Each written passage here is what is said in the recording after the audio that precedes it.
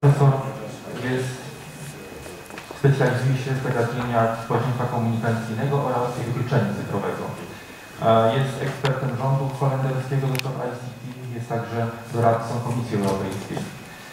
Jest wiceprzewodniczącym sekcji komunikacji i technologii International Communication Association, jest dyrektorem The Center for Environment Studies.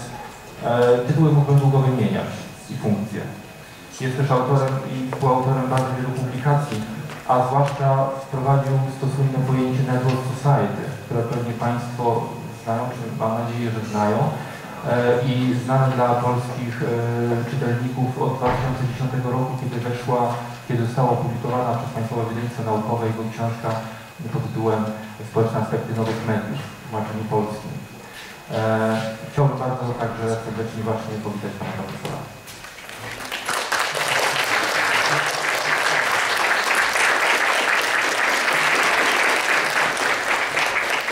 Zanim zaczniemy nasze obrady, chciałbym poprosić o kilka słów i otwarcie naszej konferencji przez Pana Rektora Czesława Puchalskiego. Bardzo proszę.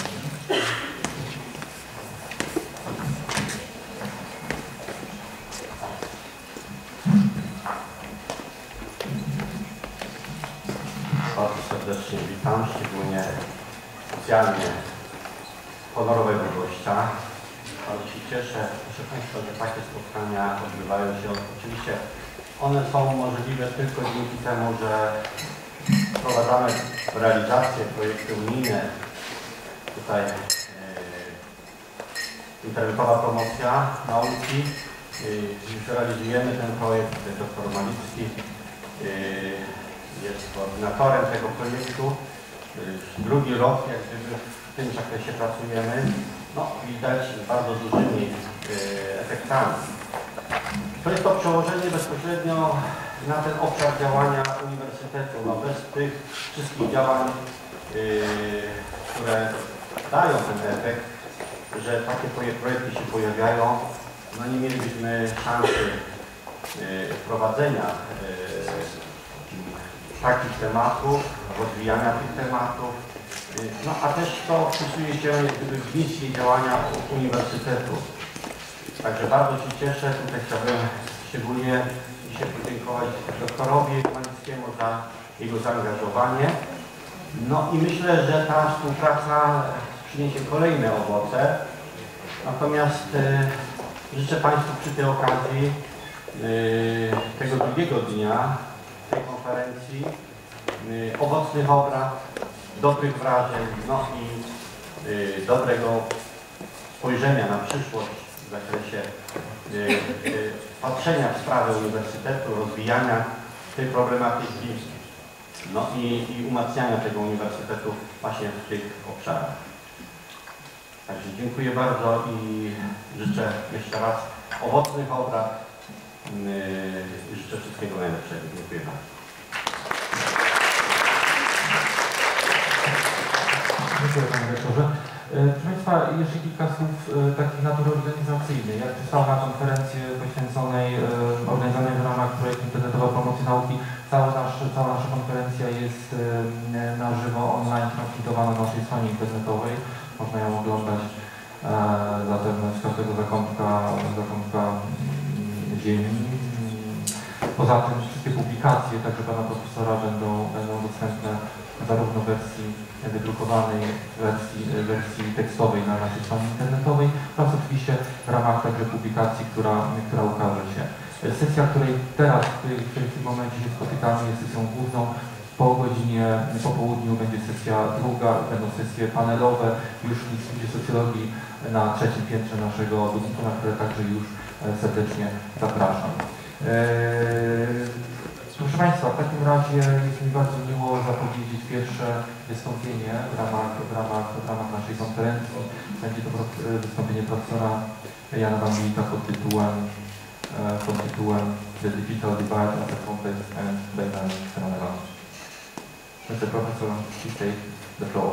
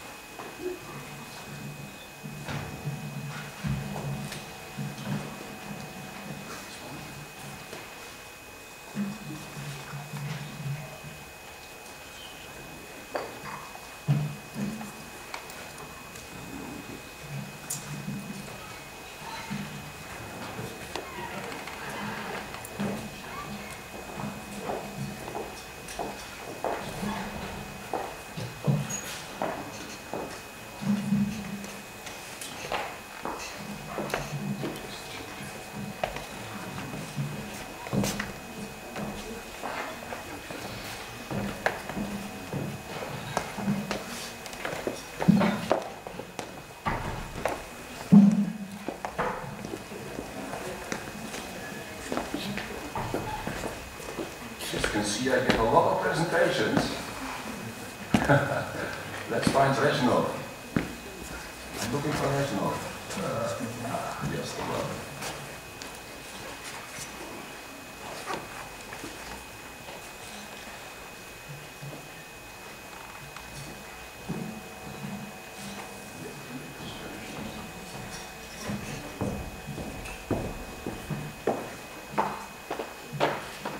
Okay, I'm very grateful for the invitation to come to this beautiful city. I just saw it yesterday already, the market square and the like in the old city. It was very nice. I would like to stay, but unfortunately I have to leave tomorrow again. But I hope to see something of the city in the rest of the day. But actually, I'm hired to give you a presentation about inequality. The theme of the conference is inclusion. Unfortunately, inclusion also means exclusion. I have a very difficult title, The Digital Divide as a Complex and Dynamic Phenomenon. And this is my program. I will start with the theory I'm working from to approach this problem. Then I will explain what's complex and dynamic about it. And then we have the main part of this presentation. It will be about 4 successive types of access to the new media. The new media are computers, internet, and the like. The first one is motivation. One should be motivated. The second one, that is what everybody knows, is to have a computer and an internet connection. Then I turn to digital skills. Currently, I'm very much engaged with research for digital skills. I'm writing a book about it. Then we turn to usage. That's the purpose of it all, isn't it? That you can use it.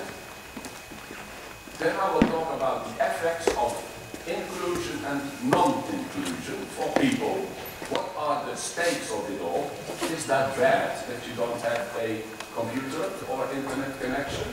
My grandparents say it's not. They don't need it. I will talk about the more general problem, the inequality in the type of society we're living in, the information and the network society, and some conclusions, of course, at the end. Well then, what is the status, the state of the art of so-called e-inclusion or digital divide research? Well, I must notice that research, and at least also public opinion, but think about it, has a rather narrow technical orientation. Access, when I talk about access, it's so-called physical access, having a computer and a connection. And when they talk about skills, it's about so-called operational skills. That means button knowledge, to say it very short in a popular way. The naive idea of many people, and presumably also policymakers, the people in government, is that the digital divide is closed as soon as everybody has a computer and an internet connection and is able to work with them. So you simply install broadband for everybody, give people a terminal, a computer, give them some elementary computer class, and the problem is finished, isn't it?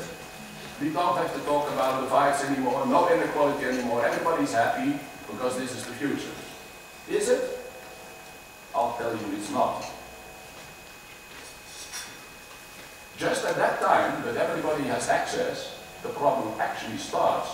Because the most important divides, most important thing about inequality is the differences of skills people have and the different usages they have of computers and the internet. So the digital divide is complex. We have a lot of types of access, I'll explain in this presentation.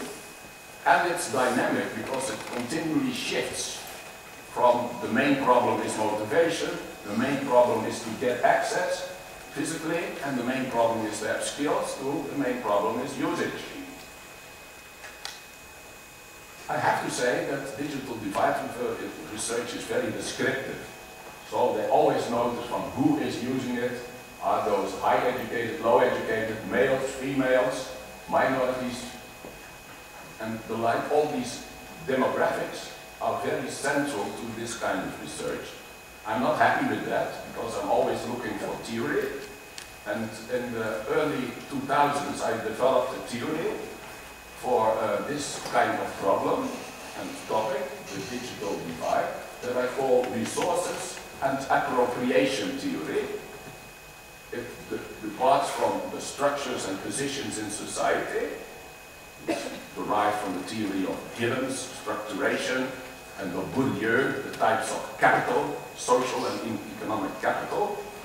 And I came to this core model of explanation of what's happening in terms of inequality in this topic. I start with positional and personal inequalities, categories of people, personal, males versus females, higher educated, low educated, management, employees. Those are the positions, and they decide whether you have resources or not, whether you have a high income and pay for it, whether you have, for instance, also the time to use computers. In my country, the biggest home users of the internet are the unemployed. That might surprise you, that those people have not much money, but they at least have time. They have time resources. So you're never poor, actually. You always have time you can use it. When you have these resources are deciding about the kinds of access you can have to ICTs. I will talk a lot about it in this presentation, these kinds of access. What access you have is also decided by the technology, the characteristics of ICTs.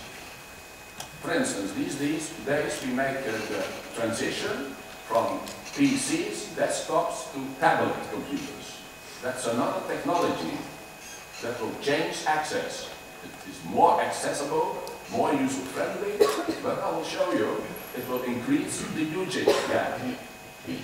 That means that the really advanced users, the higher educated, will still keep using keyboards and the like, advanced computer machines, and the rest of the population will use the simple swatch, tablets, and that will have effects too. The last part of my model is participation in society in several fields, and that's equal to being included or excluded. Well, of course, I always try to test my models, and this is the big causal model of the theory. Contains everything, and you cannot test it in one research. I'm already engaged with 10 years of research to test this model.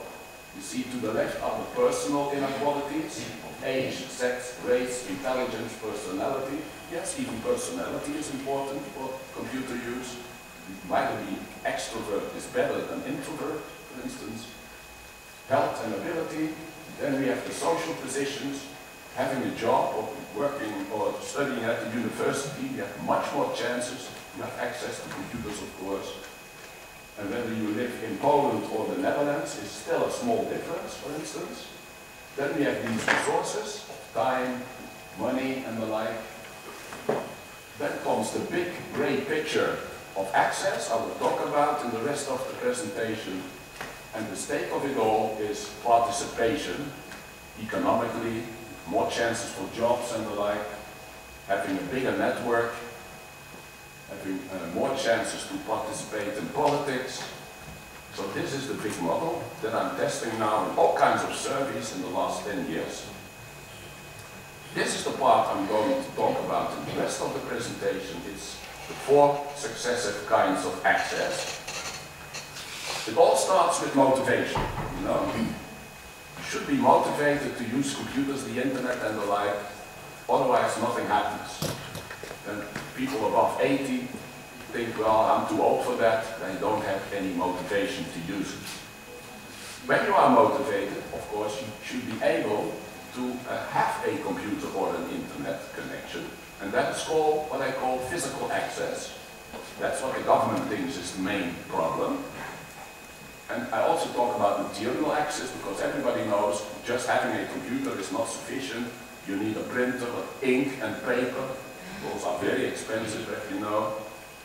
You need subscriptions, all kinds of subscriptions, so there's a lot more than just a connection. When you're connected, the next problem arises to work with the technology. And that's what I call skills or competencies. And we make a distinction between 6 types of skills. I'll explain in just a moment much more elaborately. And finally, when you have the skills to use the technology, you are able to use it. And I can look at the differences of how many times you use it, how many hours a day. I can look at what applications you are using, and whether these are different types of applications or whether you're only on online gaming, for instance. Those make differences. Well then, I start with motivation. But this is another expression of the same 4 types of skills. And what I will say today is that access problems gradually shift from motivation and physical access to digital skills and usage. In the literature, this is called the second level divide, and I'll call it the deepening divide, because actually the inequalities are getting deeper and entrenched into society. Because all differences we already know in society might be reinforced by the technology instead of reduced. So I promise to start with motivation. Motivation is the main driver, and you still have to see that many people don't like computers or the internet.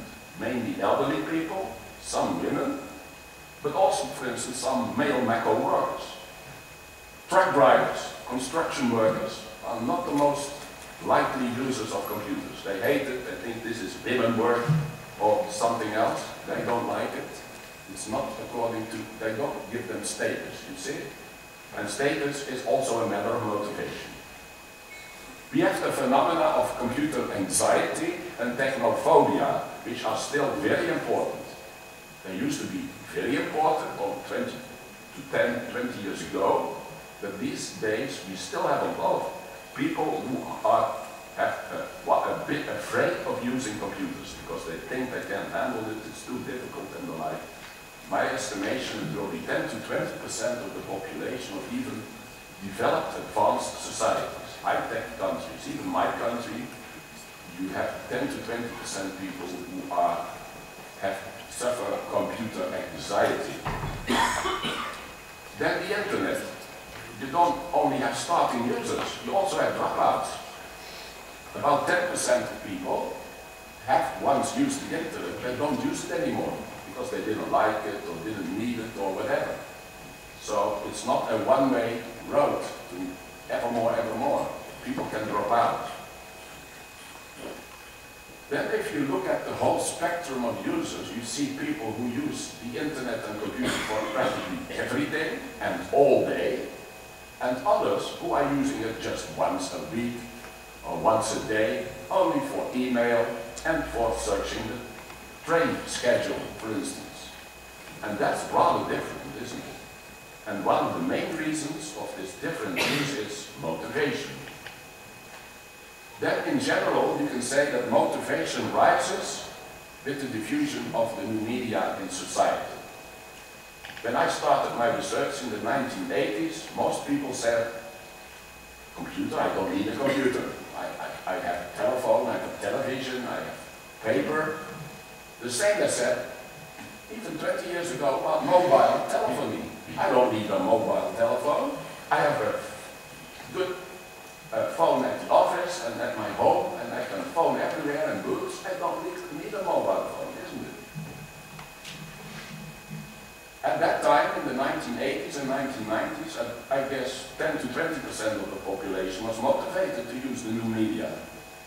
If you go now, for instance, to my country, even people of 85 are starting to use the internet. 85, still motivated to start working with this technology. So something has changed, isn't it? Then I turn to physical access. That's what most people think about access, that's having a connection and having a computer. We could observe all kinds of increasing gaps during the 1980s and 90s in terms of income, unemployment, education and the like, in terms of age even, and race even. There were increasing differences between people having access or not. But at that time already, in terms of gender, the access problems diminished. So that was the first gap to close, physical access for males and females. After the year 2000, we saw that the physical access gaps were decreasing for all categories, income, employment and the like, and that started to happen in the developed countries, not in the developing countries, where the gaps are still increasing.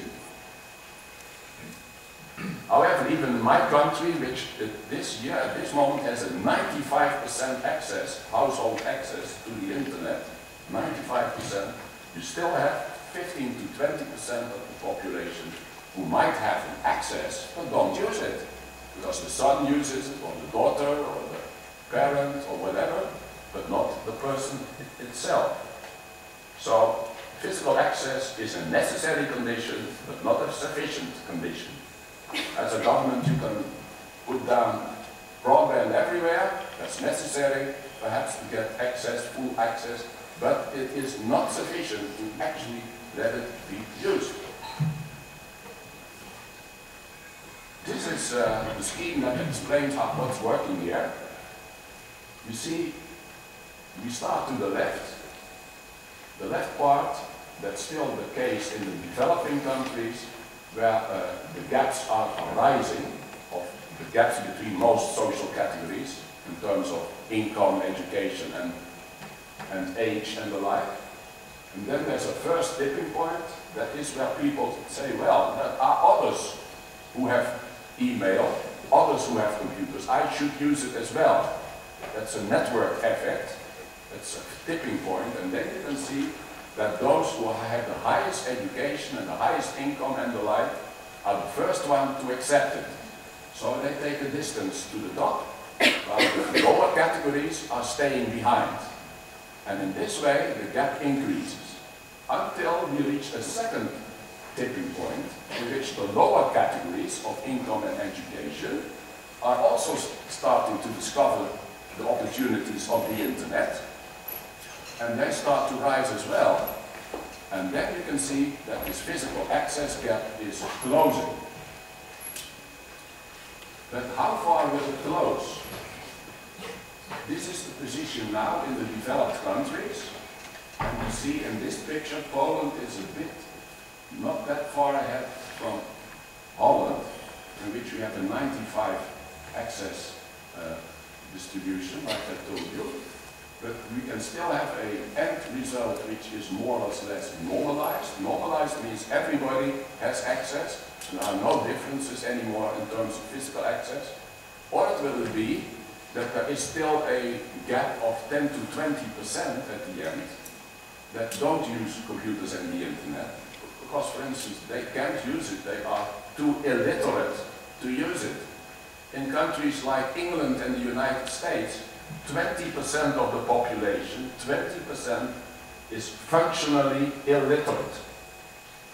They cannot really read and write. They can see this is an exit sign. They have learned to see this is exit, but they can't read it. You know, those are functional illiterates. And you have that in all countries. In my countries it's 10%. In Poland it might be 15% or something. For those people, it's very difficult to ever start using computers. Or they should have to use the pictures. Tablets, for instance, are good in pictures, so that will give them new chances. And of course, everybody can find things like pornography. You don't have to be illiterate to find that on the internet. But that's searching for pictures, you know.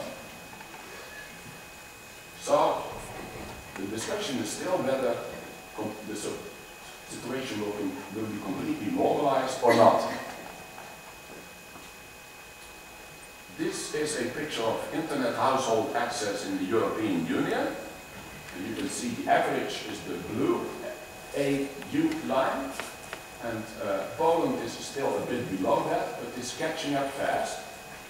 I think in 2011, that's not on this map, it's very close to the EU averages. Poland is growing economically in all kinds of ways, so you're catching up. On top you have Holland. The most connected country in Europe is Iceland, and Holland is second. And the lowest is Bulgaria. The third type of access is skills. You're very much engaged at this moment in research for skills, because this is the vital thing that will make all future inequalities, how skilled people are in using computers. You have developed the most promising, I hope, framework about what kind of digital skills you need applied to the internet. Applied to the internet, you have 6 types of skills you need. On top, you have medium-related skills. Every medium requires a type of skill. If you want to read a book, you also need medium skills. The same goes for using a television, a telephone, or a computer. Well, with computers and the internet, it's about operational skills. That's being able to operate, to handle the computer. That's what many people think digital skills are. But there are many more. On the internet, for instance, you also need formal skills. The skills to navigate and to browse. If you have a starting internet user that doesn't know how to navigate and how to browse, even thinking in terms of menus is new to many people. Many people above 40, 50 cannot think in terms of menus. For young people, this is completely idiot. But for them, this is quite a new way of thinking in terms of menus. And that's what you need, of course, and certainly more than that, on the internet, where you also have links and hyperlinks. Then I turn to the content-related skills. Actually, those are the most important. That's what you are doing with these things on the internet. First are information skills. Skills of searching, selecting, and evaluating information in digital media. For instance, using search engines. Most people think they can use Google and the like very well. Well, we've tested that, and they are very bad. Most people are very bad in using search engines. Even students, I can tell you.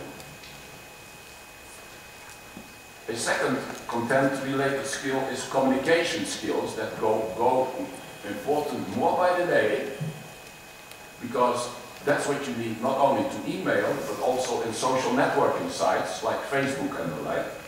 It requires a lot of communication skills to make a good profile, to draw attention and the like. That's not that easy. Many people think they have a good profile. I'm a communication science, and I think they're absolutely very bad, a lot of them.